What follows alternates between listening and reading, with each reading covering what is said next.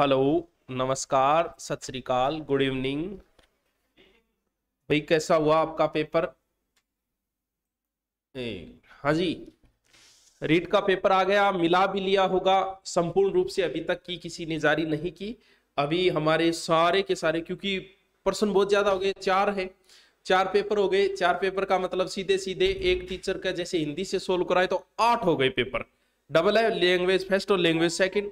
तो फिर हमने सोचा कि इसको करवाएं कैसे। अगर एक टीचर पूरा करवाएगा तो ऐसे तो लगेंगे 15 घंटे बिहार को। तो हमने क्या किया है, आपको साइकोलॉजी का सिर्फ करवा रहे हैं लाइव, बाकी सब के रिकॉर्ड हो रहे हैं सारे के सारे। जैसे हिंदी के जो पेपर है 4, 8, आठों के आठों पेपर उत्तर सहित रिकॉर्ड हो रहे हैं। उनकी पीडीएफ आपको टेलीग्राम के ऊपर डाल दी जाएगी।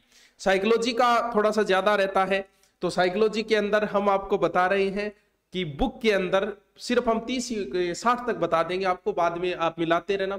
और जो हम टेलीग्राम पे डालेंगे उसमें सारे एज इट इज जितने क्वेश्चन हो गए 4 पेपर के, यानी 4 पेपर के साइकोलॉजी 120 क्वेश्चन हो गए। 120 ये नहीं, हाँ 120 क्वेश्चन का एक भी क्वेश्चन भेज देना कि आपकी गाइड में नहीं है।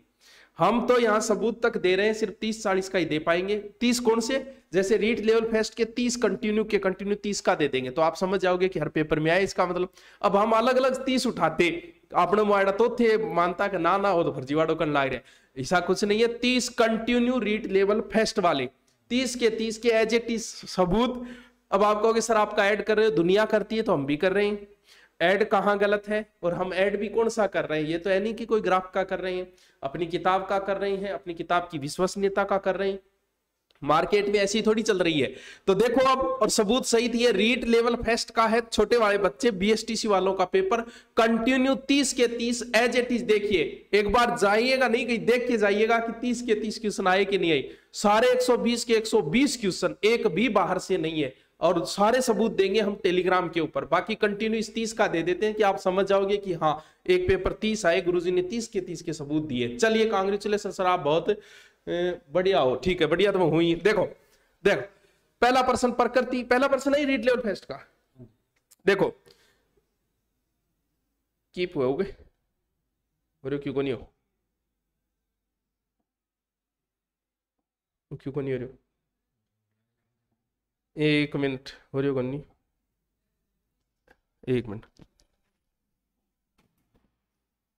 अभी देखेंगे अपने, ध्यान रखिए। 1 मिनट, अच्छा क्लीन करो। अब चल देखो, बंदे ने पहला ही प्रश्न है ये रीट लेवल फेस्ट का। सबसे पहले क्यों मार्केटिंग कर रहे हो बच्चों के साथ खिलवाड़? बिल्कुल करूंगा, मार्केटिंग करूंगा, पूरी करूंगा। तन देखने तो देख, नहीं देखने तो ना देख। मार्केटिंग करना कोई गलत नहीं है। मैं आपको किसी दारू का ऐड नहीं कर रहा हूं, किसी और कोल्ड ड्रिंक का ऐड नहीं कर रहा हूं, मैं मेरी किताब का कर रहा हूं, किताब के सबूत दे रहा हूं। तो इस भाई साहब को कृपया जल्दी से तुरंत ही ब्लॉक करो। मार्केटिंग करेंगे, खुल के बोल रहे हैं, बिल्कुल कर रहे हैं भैया।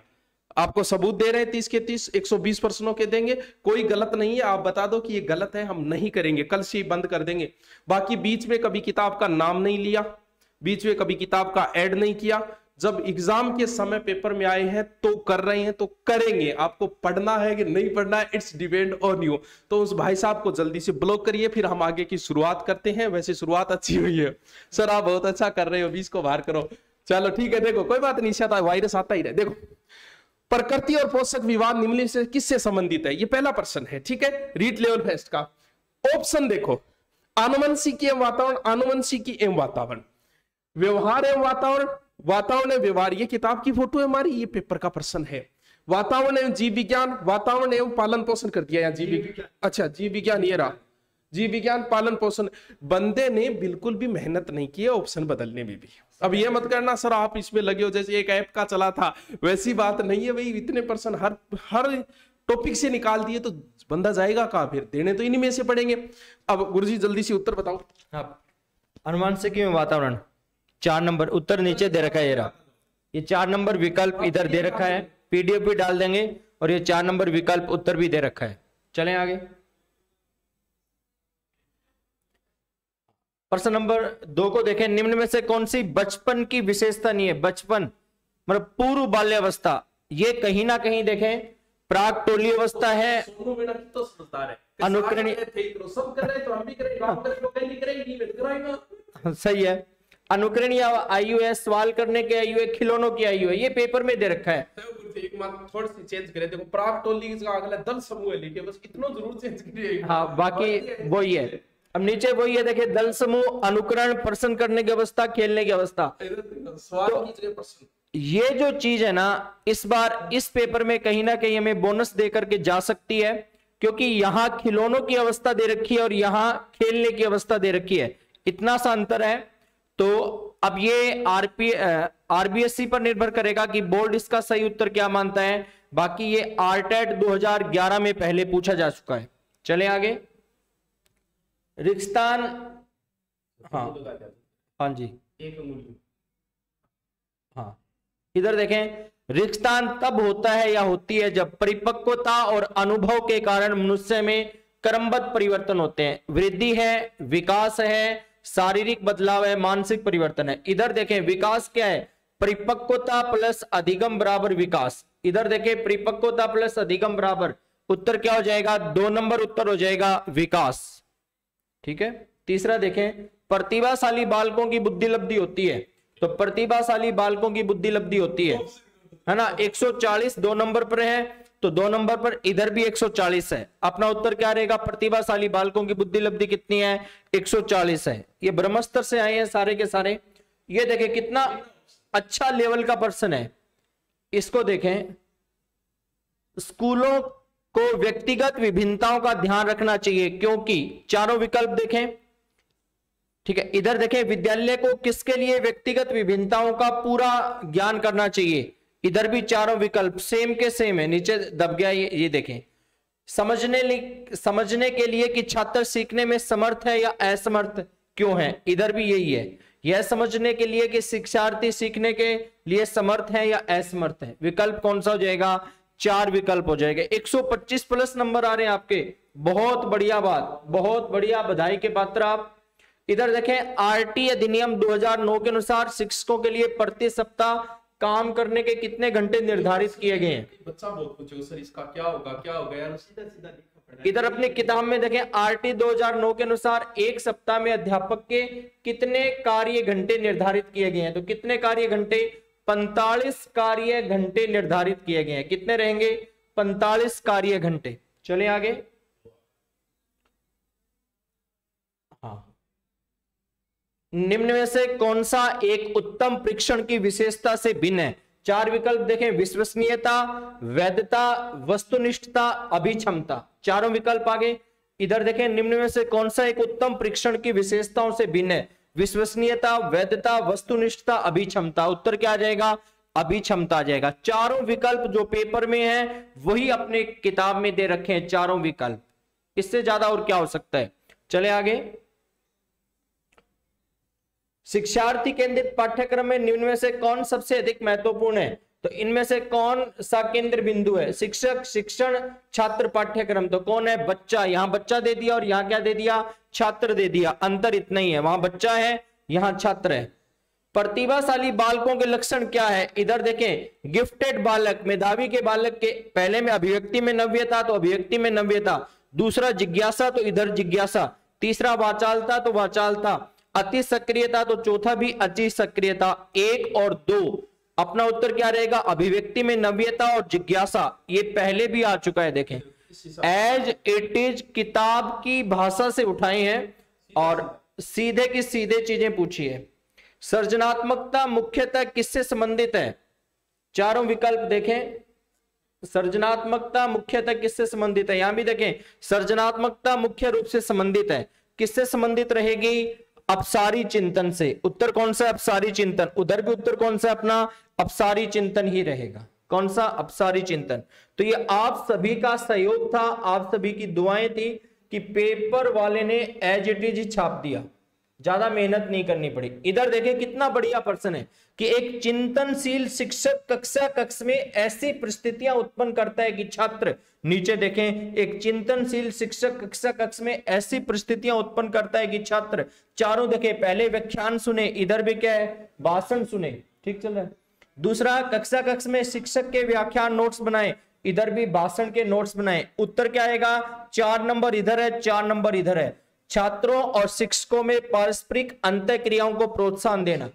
चारों विकल्प वैसे के वैसे हैं। तो ये आप सभी की दुआएं थी धुरीना के प्रति, हमारे प्रति। जब ये चीजें फटाफट भगवान ने, मालिक ने सुनी।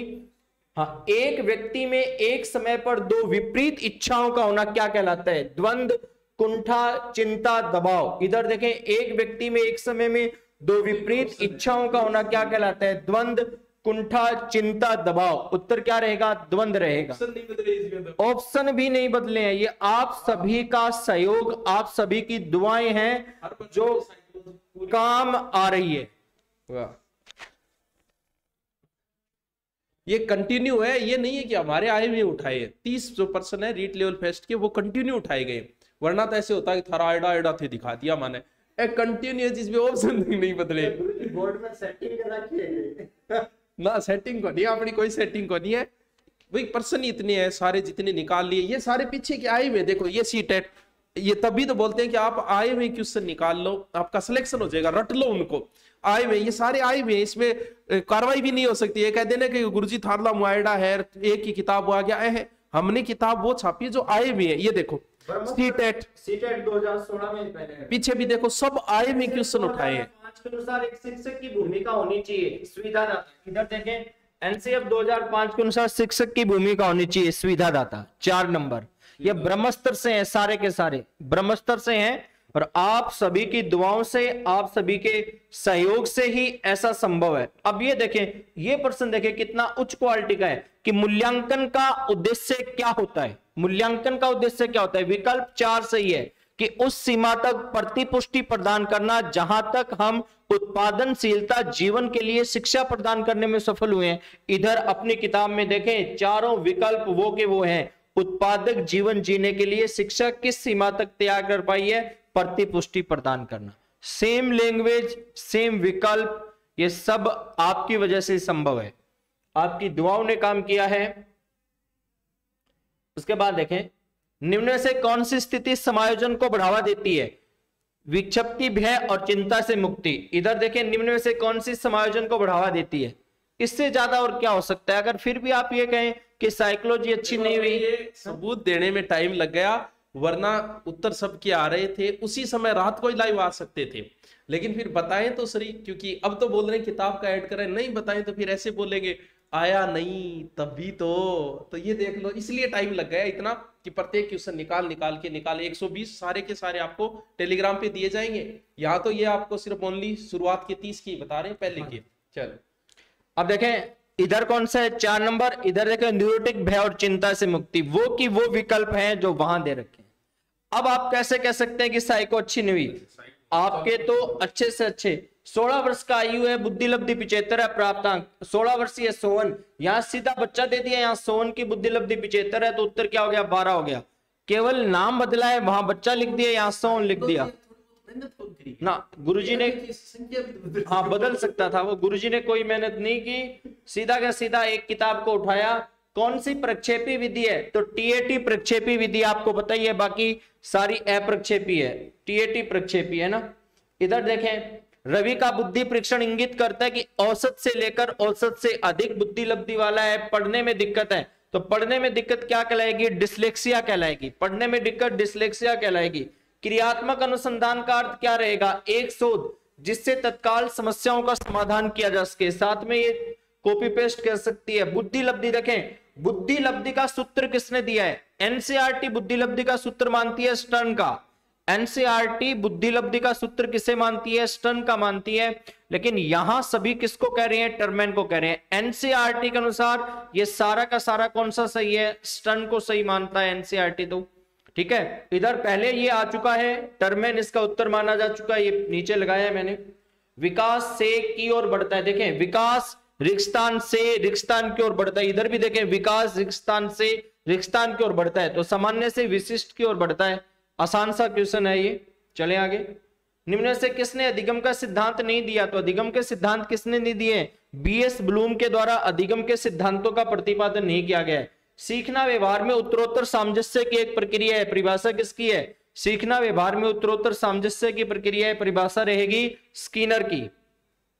निम्न से किस सिद्धांत को पुनर्बलन का सिद्धांत भी कहा जाता है? तो कौन सा सिद्धांत, ये रुका कहां से भी, हाँ, कौन सा सिद्धांत पुनर्बलन का सिद्धांत है? तो स्कीनर का सिद्धांत। हालांकि सीएल हल यहाँ पे विकल्प नहीं था, तो उत्तर क्या मानना पड़ा? स्कीनर को मानना पड़ा। ठीक है, तो ये कुछ चीजें थी जहां से आपको उम्मीद हो जाए, बाकी सारी मैं डाल दूंगा। दूसरा शिफ्ट को देखें, आजा भैया दूसरी शिफ्ट फटाफट रफ्तार से चलने दें। कहां जा रही है?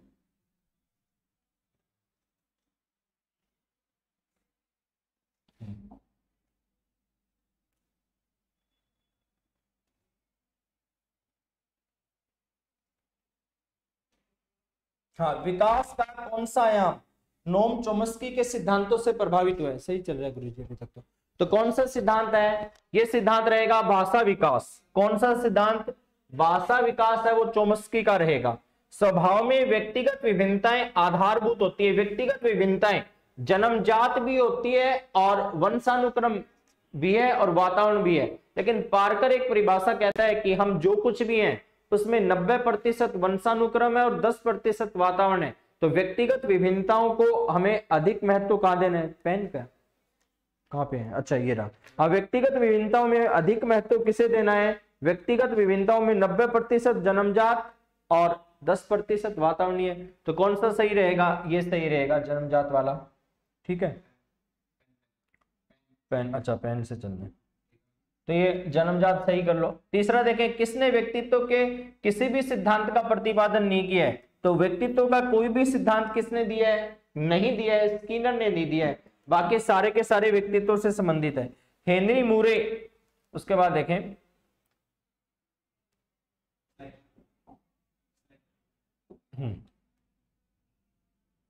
उसके बाद देखें हेनरी मूरे ने कौन सा परीक्षण दिए? टीएटी परीक्षण है। हेनरी मूरे का कौन सा परीक्षण रहेगा? टीएटी परीक्षण, कथानक बोध परीक्षण, टीएटी परीक्षण। एक बालक की वृद्धि में कौन सा कारक संबंधित नहीं है? कौन सा कारक संबंधित नहीं है? ये कहीं ना कहीं हमें किस में लेके जाएगा? बोनस की तरफ लेकर के जाएगा, क्योंकि अभिवृद्धि और विकास को प्रभावित करने में सारी चीजें पर करेगी। पोषण भी करेगा, स्वास्थ्य भी करेगा, नींद भी करेगी, अधिवास वातावरण भी करेगा ना। सारी चीजें अभिवृद्धि और विकास को प्रभावित करने के लिए उत्तरदायी रहेगी। ठीक है, तो सारी चीजें हैं। अब ये बोर्ड इसका उत्तर क्या मानता है वो अलग है, लेकिन ये सारी चीजें अभिवृद्धि और विकास को प्रभावित करने के लिए उत्तरदायी है। अच्छा क्लीन, अच्छा ये प्रक्रिया है। हाँ, कौन सा परीक्षण बुद्धिमत्ता का सांस्कृतिक मुक्त अवाचिक परीक्षण है? तो ये बुद्धि से संबंधित कुछ परीक्षण या तो रेवेंस से संबंधित है या स्टैंडर्ड प्रोग्रेसिव मैट्रिसेस परीक्षण है। बहुआयामी बुद्धिमत्ता के गार्डनर के सिद्धांत में कौन सी बुद्धि शामिल नहीं है? गार्डनर ने मूल रूप से 7 बुद्धि बताई थी, उसके बाद में 8वीं बुद्धि 2000 में जोड़ दी, प्राकृतिक 1998 में जोड़ दी प्राकृतिक बुद्धि, और 9वीं बुद्धि 2000 में जोड़ दी अस्तित्ववादी बुद्धि। तो कौन सी बुद्धि नहीं है? स्वयंगात्मक बुद्धि नहीं है। स्वयंगात्मक बुद्धि के प्रतिपादक कौन रहेंगे? Daniel Goleman. चलें आगे। रचनात्मक चिंतन के कौन से प्रकार से संबंधित है? रचनात्मकता, सृजनात्मकता। रचनात्मकता और सृजनात्मकता कौन से चिंतन से संबंधित है? अब सारी चिंतन से संबंधित है। रचनात्मकता और सृजनात्मकता एक भौतिक वस्तुओं से संबंधित होती है, एक अभौतिक वस्तुओं से संबंधित होती है। मानसिक विमंदित पद को किस प्रकार के साथ जोड़ा जाता है? देखें, मानसिक मंदता शब्द है वो स्किनर ने कई नामों से संबोधित किया है। ये मैंने करवाया भी था। मानसिक मंदता बुद्धि वाले बालक, मानसिक मंदता बालकों को अलग अलग विद्वानों ने अलग अलग ढंग से समझाया है, लेकिन जो स्किनर है, स्किनर ने मानसिक मंद बुद्धि बालकों को कई नाम से संबोधित किया है। जहां उसने लिखा था बौद्धिक अयोग्यता, बौद्धिक अयोग्यता शब्द भी स्किनर ने ही काम में लिया था इनके लिए। अच्छा, व्यक्तित्व की सैद्धांतिक अवधारणा के लिए निम्न में से कौन सा सत्य नहीं है? व्यक्तित्व की सैद्धांतिक अवधारणा के लिए कौन सा सत्य नहीं है? एक परिभाषा मैंने बार बार आपको रटवाई थी, आलपोर्ट की। आलपोर्ट की परिभाषा मैंने बार बार रटवाई थी और यह भी बताया था कि आलपोर्ट की परिभाषा मोस्ट इंपोर्टेंट है। आलपोर्ट क्या लिखता है कि व्यक्तित्व उन मनोदैहिक अवस्थाओं का, व्यक्तित्व उन मनोदैहिक व्यवस्थाओं का एक गत्यात्मक संगठन है जो वातावरण के साथ अपूर्व समायोजन स्थापित कर लेता है, अपूर्व समायोजन स्थापित कर लेता है। ठीक है, तो इसमें कौन सा स्थायी है, स्थिर है, सामान्य है, अनूठा है। तो ये आलपोर्ट की जो परिभाषा है ना, उस परिभाषा को ही टुकड़ों में पूछ लिया। सही नहीं दिख रहा, यहां तो सही दिखाई दे रहा। अच्छा, पीडीएफ की वजह से हो सकता है सही दिखाई ना दे। नॉर्मलाइजेशन होगा क्या? अगर होगा तो भी 1-2 नंबर का होगा। संभवतः पेपर सारे एक जैसे थे तो संभवतः नहीं होना चाहिए, है ना। संभवतः नॉर्मलाइजेशन नहीं होना चाहिए क्योंकि पेपर सारे एक जैसे थे। तो ये व्यक्तित्व की परिभाषा है किसकी? आलपोर्ट की परिभाषा रहेगी व्यक्तित्व की, कि व्यक्तित्व उन मनोदैहिक व्यवस्थाओं का एक गत्यात्मक संगठन है जो वातावरण के साथ अपूर्व समायोजन स्थापित कर लेता है। तो व्यक्तित्व कभी भी स्थिर नहीं हो सकता, व्यक्तित्व तो क्या होगा? गत्यात्मक होगा हमेशा। व्यक्तित्व तो हमेशा ही गत्यात्मक होता है, स्थिर नहीं होगा।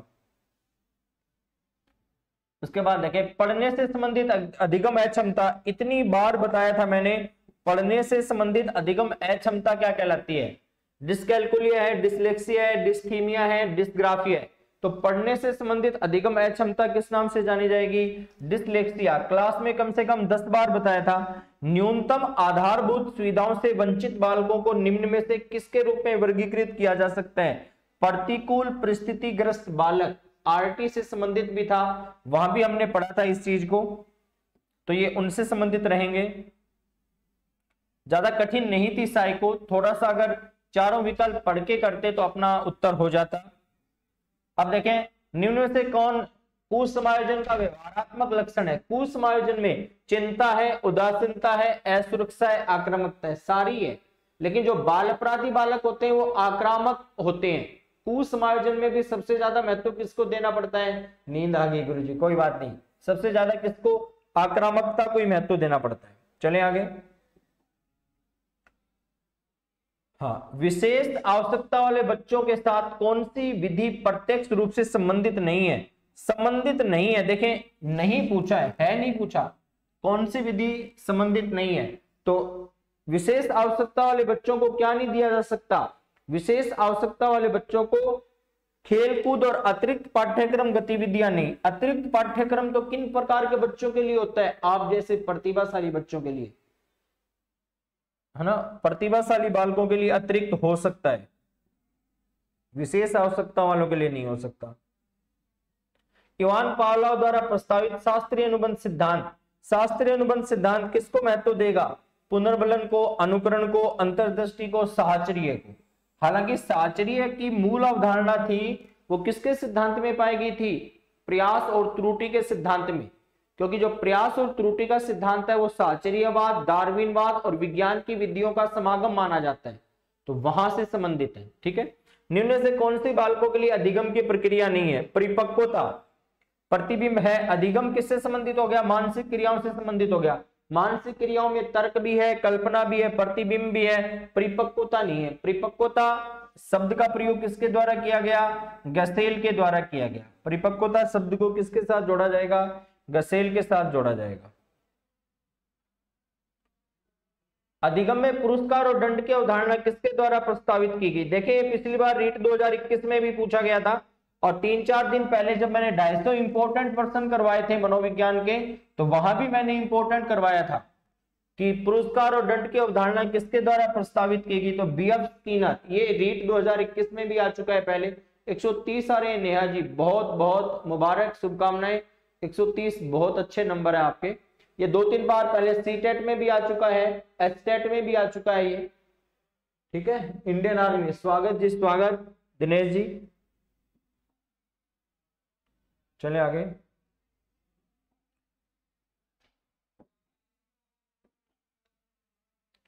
अधिगम की अवधारणा के लिए कौन सा कथन सही नहीं है? अधिगम की अवधारणा के लिए कौन सा कथन सही नहीं है? अधिगम एक जन्मजात प्रक्रिया है। अधिगम कैसी होती है? अर्जित और वातावरणीय होती है। अधिगम कैसा है? अर्जित है और वातावरणीय, वहां से संबंधित रहेगा ये।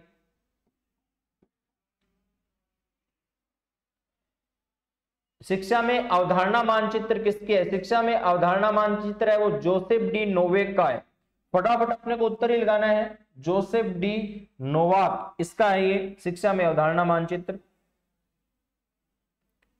शिक्षण का कौन सा प्रकार शिक्षण के उद्देश्यों पर आधारित नहीं है? ये इतनी बार बताया है, ज्ञानात्मक, भावात्मक, क्रियात्मक। शिक्षण के 3 उद्देश्य हैं, ज्ञानात्मक, भावात्मक, क्रियात्मक। तो ज्ञानात्मक हो गया, भावात्मक हो गया, क्रियात्मक हो गया, कौन सा नहीं है? वर्णनात्मक।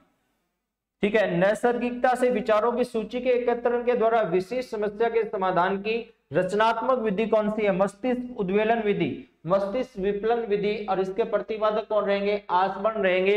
इस विधि के बारे में भी मैंने बहुत बार बताया था कि विधि इंपॉर्टेंट है, बार बार पेपर में पूछी जाती है। कक्षा अधिगम में अभिप्रेरणा की भूमिका किस प्रकार प्रक्रिया से प्रत्यक्ष रूप से संबंधित नहीं है? प्रगति तथा परिणाम से संबंधित है। अंतर व्यक्तिगत समायोजन, आकांक्षा स्तर, प्रशंसा तथा आलोचना।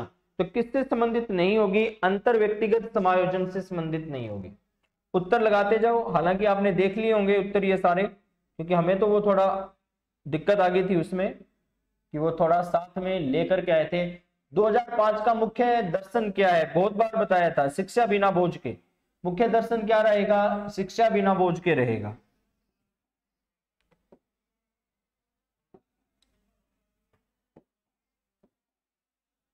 शिक्षा का अधिकार अधिनियम 2009 के अनुसार कौन सा कथन सही नहीं है? कौन सा कथन सही नहीं है ये बताना है आपको। तो कौन सा कथन सही नहीं है? अध्यापक के लिए प्रति सप्ताह न्यूनतम घंटे कितने निर्धारित किए गए हैं? 45 घंटे निर्धारित किए गए हैं। इसमें घंटे कितने हैं? नॉर्मलाइजेशन होगा क्या? अभी कुछ पता नहीं है नॉर्मलाइजेशन होगा क्या। अगर 90 नंबर पर है तो आप बिल्कुल भी तनाव में मत आना, 90 नंबर से अपना काम चल जाएगा। शिक्षा में क्रियात्मक अनुसंधान को लाने का श्रेय किसे दिया जाता है? तो शिक्षा में क्रियात्मक अनुसंधान को लाने का श्रेय स्टीफन एम कोरे को दिया जाता है।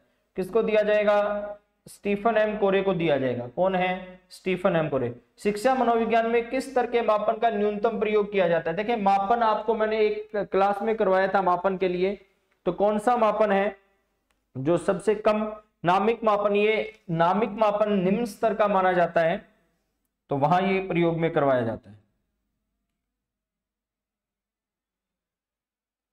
निम्न में से मनोवैज्ञानिकों ने बाल विकास के संबंध में नहीं है। बाल विकास देखें, बाल विकास के अंदर मुख्यतः 2 ये जीन पियाजे रहेगा, लेव वाइगोस्की रहेगा। ठीक है। हालांकि अल्बर्ट बांडुरा ने विकास को सतत प्रक्रिया मान लिया। यहां अब्राहम मास्लो है, उसका कौन सा विकास है? अब्राहम मास्लो भी संबंधित है। ठीक है। मानवतावादी मनोवैज्ञानिक है अब्राहम मास्लो। मानवतावादी विकास है वो अब्राहम मास्लो का है, जिसने अभिप्रेरणा के संबंध में आवश्यकता का सिद्धांत दिया। अब उसकी इच्छा पर निर्भर करता है, बोर्ड की इच्छा पर, कि इसको क्या करें, बोनस दे या सही माने। अगर जहां तक संभव है तो इसका उत्तर बी माना जा सकता है, लेकिन मुश्किल है चांस। अब ये उन्हीं की इच्छा पर निर्भर करेगा कि वो क्या मानेंगे। अनुवांशिकता की भूमिका के अध्ययन के लिए कौन सी विधि वैध नहीं है? अनुवांशिकता के अध्ययन के लिए कौन सी विधि वैध नहीं है? तो हो सकता है दत्तक माता पिता से उत्पन्न होने वाली संतानें, ऐसा हो सकता है। गोद लिए हुए बच्चे, क्या कह सकते हैं? गोद लिए हुए बच्चे। 26 में वापस देखना, 26 में क्या देखें? 26 में क्या देखें दोबारा बता देंगे। गोद लिए हुए बच्चे। ठीक है। फिनोटाइप जीनोटाइप ये अपनी किताब में था। एक व्यक्ति की दिखाई देने वाली दैहिक तथा मनोवैज्ञानिक विशेषताओं को फिनोटाइप जीनोटाइप, ये अगर आप किताब पढ़ेंगे तो उसके अंदर दे रखा था कि फिनोटाइप है या जीनोटाइप है, ये है क्या है। ठीक है। किस परिप्रेक्ष्य के अनुसार बाल विकास शरीर के अंदर एक विशिष्ट तथा पूर्व व्यवस्थित प्रणाली को दर्शाता है? वातावरण के कारण, जैविकीय परिस्थिति के कारण, सामाजिक परिस्थिति के कारण, मनोवैज्ञानिक परिस्थिति के कारण। तो किस परिस्थिति के कारण? एसएसटी में 55। बहुत बढ़िया है ना। क्योंकि ऐसा, हाँ, क्यों बोर्ड ऐसा क्यों मानेगा? क्योंकि गलती से बोर्ड ने ऐसे प्रश्न दिए हैं जिनके या तो चारों विकल्प सही है या फिर चारों ही विकल्प गलत है। तो इस वजह से बोर्ड पर निर्भर करेगा, बोर्ड पर निर्भर करेगा कि बोर्ड क्या चाहता है हमसे। हमसे मतलब आप सभी से, हम सभी से। तीसरा पेपर, ये तीसरा पेपर है ना। तो ये बोर्ड की इच्छा पर निर्भर करेगा वो क्या चाहता है, क्योंकि बोर्ड वालों को 30-30 2 कंप्लीट करवा दिया, तीसरा चल रहा है। हाँ वो करवा दिया, ये दूसरा तीसरा चलना है अपने को, तीसरा कहाँ है?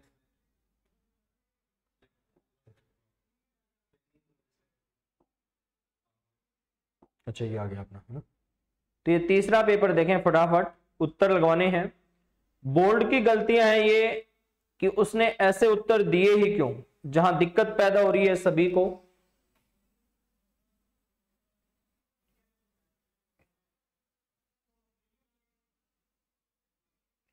आसान आसान चीजों को बेवजह ही खराब कर दिया बोर्ड वालों ने। हाँ, कौन सी विकृति अधिगम अक्षमता का एक प्रकार है? कौन सी विकृति अधिगम अक्षमता का एक प्रकार है? तो कौन सी है? डिसलेक्सिया। कौन सी रहेगी? डिसलेक्सिया। रुको भैया एक बार, कौन सी रहेगी? डिसलेक्सिया रहेगी, है ना।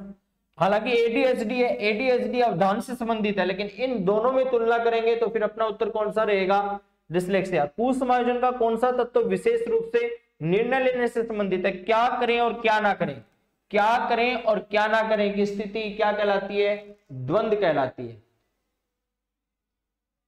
ठीक है, उसके बाद चलें। जेपी गिलफोर्ड के अनुसार सृजनात्मक बालकों की विशेषता कौन सी नहीं है? तो सृजनात्मक बालकों की गिलफोर्ड ने 4-5 विशेषता बताई थी। धारा प्रवाह, नमनीयता, लोचशीलता, मौलिकता, जिज्ञासा। उनमें कौन सी है वो बताना है। तो इनमें कौन सी है? चिंतन में सहानुभूति ये नहीं है। ट्राइसोमी 21 सबसे ज्यादा इंपॉर्टेंट करवाया था, ट्राइसोमी 21 को हर बार करवाया था, और हर बार आपको ये बताया भी था कि ट्राइसोमी 21 है वो हर बार पूछा जाता है। तो ट्राइसोमी 21 किससे संबंधित है? डाउन सिंड्रोम से संबंधित है ट्राइसोमी 21। ये बहुत बार आ चुका है, आरएस में भी पूछा गया था। प्रतिभाशाली बालकों की शिक्षा के लिए कौन सा प्रासंगिक नहीं है? प्रतिभाशाली बालकों के लिए क्या कुछ होना चाहिए? पाठ्यक्रम अच्छा होना चाहिए, उच्च श्रेणी होनी चाहिए, विशेष कक्षाएं होनी चाहिए, उपचारात्मक अध्यापन, क्योंकि प्रतिभाशाली उच्च स्तर के विद्यार्थी हैं आपकी तरह। निम्न से कौन सा कक्षा में सीखने को प्रभावित करने वाला मनोवैज्ञानिक कारक है? कक्षा में सीखने को प्रभावित करने वाला मनोवैज्ञानिक क्या है? अभिप्रेरणा और स्वयंगात्मक अस्वस्थता ये रहेगा। अधिगम का अंतर्दृष्टि सिद्धांत किसके द्वारा दिया गया? तो अधिगम का अंतर्दृष्टि सिद्धांत किसका है? कोहलर का, है ना। कोफका, कोहलर, वर्दाइमर, वो सारे के सारे। तो बढ़िया, तो उनसे संबंधित रहेगा। ये छोटे छोटे हैं, आप ज्यादा तनाव में मत आओ, सीधी रटेटाई साइकोलॉजी है ये। अधिगम के समस्या समाधान उपागम का अंतिम चरण क्या होगा? तो अंतिम चरण किसी भी चीज को सत्यापित करना है, रिकॉर्ड रखना है। तो किसी भी चीज को सत्यापित करना ही अंतिम चरण माना जाएगा। ठीक है, तो सत्यापन करना ही है। समायोजन के लिए एक युक्ति के रूप में रक्षा युक्तियों का सर्वप्रथम प्रयोग किसके द्वारा किया गया? सिगमंड फ्राइड के द्वारा। बहुत बार बताया था कि सिगमंड फ्राइड है। 99 नंबर है, हो जाएगा क्या? बिल्कुल हो जाएगा, घबराने की कोई आवश्यकता नहीं है। 99 नंबर वाले तो बिल्कुल सेफ है, 92, 93, 90 वाले भी बिल्कुल सेफ है। ठीक है,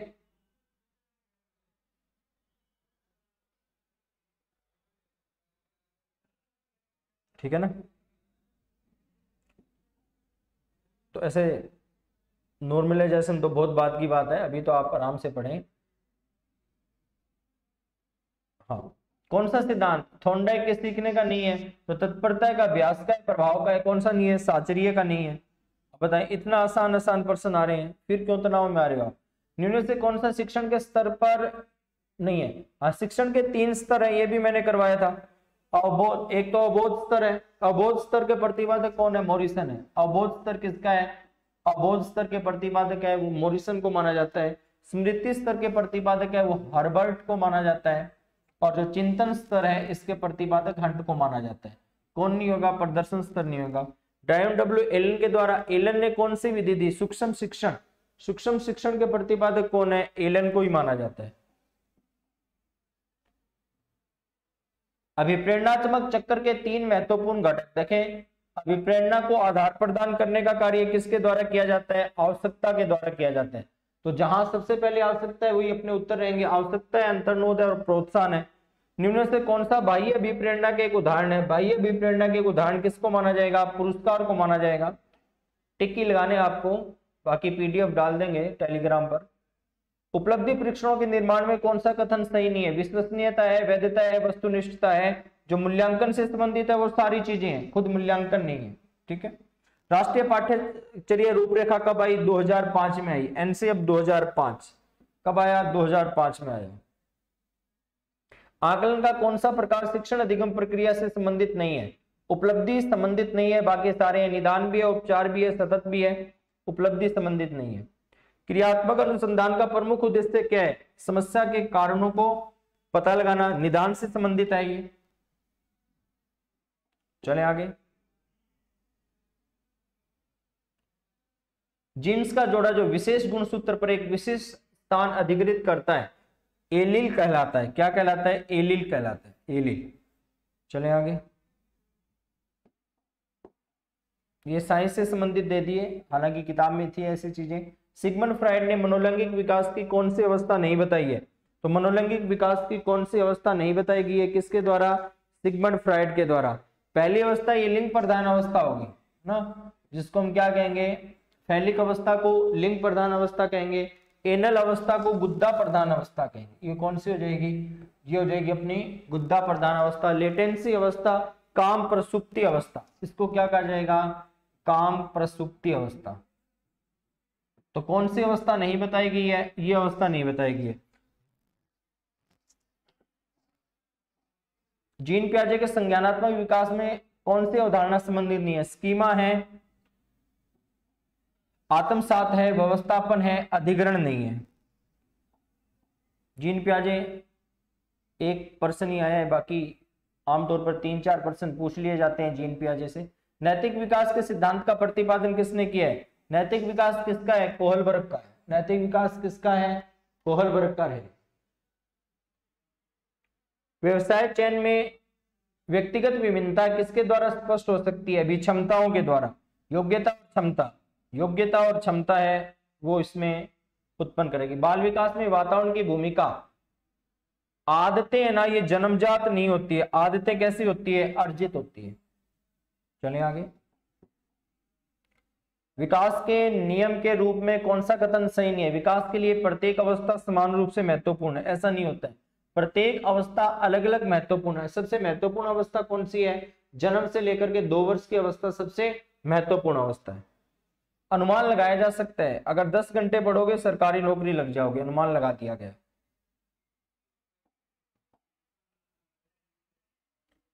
कौन सा व्यक्तित्व के नैदानिक परीक्षण है? MMPI। ये पहले भी पूछा गया था, MMPI है ना, सीटेट में भी ये प्रश्न आ गया था, ये सीटेट में भी आया हुआ है। उसके बाद देखिए, रॉबर्ट स्टर्नबर्ग के द्वारा कौन सा बुद्धि का सिद्धांत दिया गया? बुद्धि का कौन सा सिद्धांत दिया गया? त्रिआयामी सिद्धांत। देखिए त्रिआयामी सिद्धांत वैसे तो किसका है? गिलफोर्ड का है, लेकिन यहाँ गिलफोर्ड विकल्प में नहीं है। किसका है? स्टर्नबर्ग। स्टर्नबर्ग ने मूल रूप से त्रितंत्र दिया था। त्रितंत्र सिद्धांत था वो गिलफोर्ड का था ना।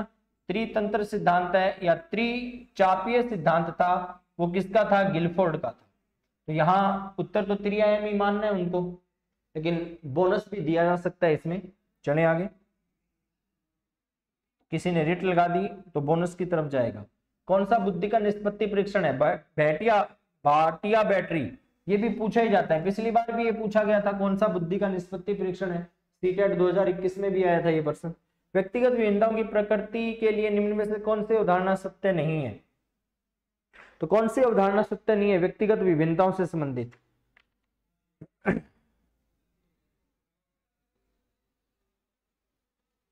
हाँ, तो अधिगम समानता ऐसा हो सकता है, बाकी ये बोनस की तरफ जा सकता है पर्सन, है ना, स्टार लगा दिया, बोनस की तरफ जा सकता है। व्यक्तित्व का सील गुण सिद्धांत किसके द्वारा नहीं दिया गया है? व्यक्तित्व का सील गुण सिद्धांत पाल कोस्टा और रॉबर्ट के मेक्रे ने व्यक्तित्व का पंच मॉडल सिद्धांत दिया है। पंच कारक सिद्धांत दिया है या पंच मॉडल सिद्धांत दिया है। ठीक है, पंच मॉडल सिद्धांत ये रहेगा। तो ये अपना तीसरा पेपर था। अभी चौथा पेपर और करवा देते हैं फटाफट, 10 मिनट लगेगी पेपर में मुश्किल से। चौथा पेपर ये रहा।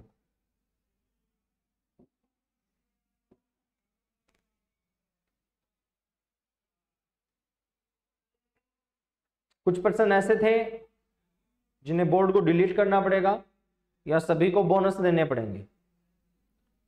30% थे प्रत्येक पेपर में, फिर भी एक दो गलती करी थी बोर्ड ने। पहले आए पर्सनों को भी सही नहीं माना उसने। निम्न में से सीखने की प्रक्रिया में शामिल है, हाँ 3 पेपर हो गए जी, चौथा चल रहा है। निम्न में से सीखने की प्रक्रिया में शामिल है, तो सीखने में तो सारी चीजें आएगी, शारीरिक भी आएगी, मानसिक भी आएगी, पर्यावरणीय कारक भी आएंगे, उपरोक्त सभी आएंगे। ठीक है, सीखने में ये सारे रफ्तार से करेंगे अपने। रिक्स्थान वो निकटतम वातावरण जिसमें व्यक्ति रहता है। देखिए ये पारिस्थितिकी सिद्धांत था ब्रोनफ्रेन बेनर का, कन्फर्म कैंसिल। ठीक है, ये पारिस्थितिकी सिद्धांत था, ये पारिस्थितिकी सिद्धांत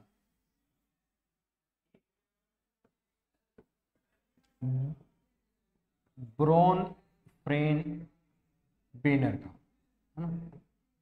उसने 5 प्रकार के मंडल बताए थे। तो जो सबसे नजदीकी लोग हैं वो किस में रहेंगे? सूक्ष्म प्रणाली में रहेंगे, सूक्ष्म प्रणाली में रहेंगे। 5 प्रकार के मंडल बताए थे ब्रोनफ्रेन बेनर ने, तो सबसे निकटतम लोग वो है। रिक्स्थान ने बहुबुद्धि सिद्धांत का प्रतिपादन किया है। बहुबुद्धि सिद्धांत नाम लेते ही पता चल जाएगा। गार्डनर ने आरटी अधिनियम 2009 के अनुसार किस प्रमाण पत्र के बिना कोई विद्यालय स्थापित नहीं किया जाएगा? आरटी कई बार पढ़ाई थी कि बिना मान्यता के कोई भी विद्यालय स्थापित नहीं किया जाएगा। बिना मान्यता के स्थापित किया जाएगा तो उसको जुर्माना देना पड़ेगा, जो भी था वो मैंने आपको बताया था। चले आगे। अनुभव द्वारा उत्पन्न व्यवहार या व्यवहार क्षमता में किसी भी अपेक्षाकृत स्थायी परिवर्तन को कहा जाएगा। अनुभव द्वारा अधिगम कहा जाएगा, विचारण कहा जाएगा, स्थायी परिवर्तन। अनुभव द्वारा उत्पन्न व्यवहार में स्थायी परिवर्तन क्या कहलाता है? ये आपको भी पता है। अनुभव द्वारा उत्पन्न व्यवहार में स्थायी परिवर्तन क्या है? अधिगम कहलाता है। ये तो परिभाषा ही पूछ ली एक तरह से। आरटी अधिनियम 2009 के अनुसार प्रारंभिक शिक्षा का अर्थ क्या है? तो प्रारंभिक शिक्षा का अर्थ क्या रहेगा? कक्षा 1 से 8, कक्षा 1 से 8 है ना। प्रारंभिक शिक्षा कौन सी है? कक्षा 1 से 8 की है। आनुवांशिकता तंत्र के अध्ययन में नवीन शोध किसकी ओर अग्रसित है? जानवरों का प्रायोगिक प्रजनन, है ना। ये साइंस से संबंधित है और साइंस के अनुसार, साइंस वाले सर के अनुसार यही उनका उत्तर सही बता रहे थे। ठीक है, चलेंगे। आरटी 2009 के अनुसार प्रति सप्ताह अध्यापक के कार्य घंटे कितने? देखें दोनों पेपर में एक ही पर्सन आ गया, ये 45 घंटे। निम्न से कौन सा व्यक्तित्व का जैविक निर्धारक नहीं है? जैविक निर्धारक नहीं है। तंत्रिका तंत्र है, दैहिक संरचना है, वाहिनी ग्रंथियां हैं, स्थितिजनक संरचना नहीं है। निम्न से कौन आनुवांशिकता का सामान्य नियम नहीं है? देखिए सामान्य नियम नहीं है, प्रगति का नियम नहीं है, प्रतिगमन का नियम। प्रतिगमन का नियम किसका है? सोरेनसन का है। प्रतिगमन का नियम किसका रहेगा? सोरेनसन का रहेगा। प्रतिगमन किससे संबंधित रहेगा? सोरेनसन से संबंधित रहेगा। जैसा पैदा होता है, समानता का नियम है। जो समानता का नियम है वो किससे संबंधित है? वो गोडार्ड से संबंधित है और सोरेनसन से भी संबंधित है। उसके बाद रूपांतरण की, जैसे माता पिता होते हैं बिल्कुल ठीक वैसे संतानें नहीं होती है। जैसे माता पिता होंगे ठीक 100% वैसी संतानें नहीं होगी। ठीक है, तो प्रगति माना जाएगा इसका उत्तर। चलिए आगे। वैज्ञानिक अनुसंधान करने की दिशा में निम्न से कौन सा एक कदम नहीं है? कौन सा एक कदम नहीं है? एक समस्या की उदाहरण होनी चाहिए, संशोधन शोध निष्कर्ष है। तीसरा आधार सामग्री एकत्रित करना, गतिशील दृष्टिकोण। तो किससे संबंधित नहीं होगा? गतिशील दृष्टिकोण से संबंधित नहीं होगा। चलिए आगे। परीक्षण की रिक्स्थान का संदर्भ 2 भिन्न अवसरों पर एक ही परीक्षण, ये भी मैंने बहुत बार करवाया था। विश्वसनीयता कहलाता है कि एक बार जांच होने के बाद कितनी भी बार कॉपी चेक की जाए, उनमें कोई भी अंतर नहीं होना चाहिए। बच्चों को मुफ्त और अनिवार्य शिक्षा का अधिकार किस अधिनियम के द्वारा आया? 2009 के द्वारा। 2009 के द्वारा।